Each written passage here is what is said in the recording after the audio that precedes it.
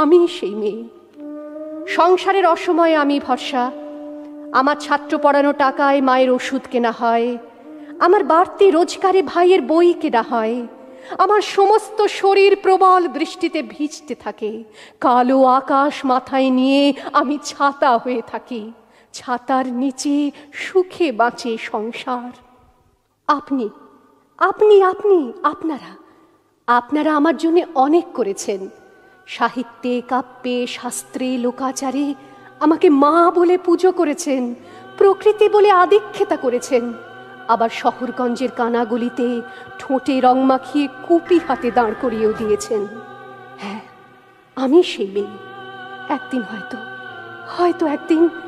হয়তো অন্য কোনো একদিন আমার সমস্ত মিথ্যে পোশাক ছুঁড়ে ফেলে দিয়ে আমি হয়ে উঠব সেই অসামান্যা।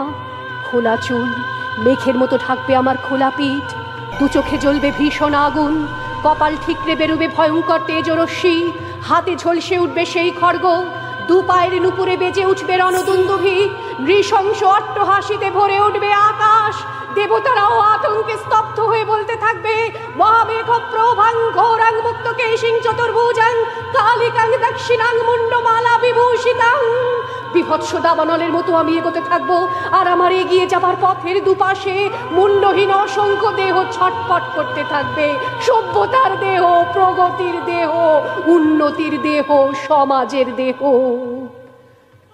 হয়তো আমি সেই মেয়ে, হয়তোবা। জয় জয় জয় জয়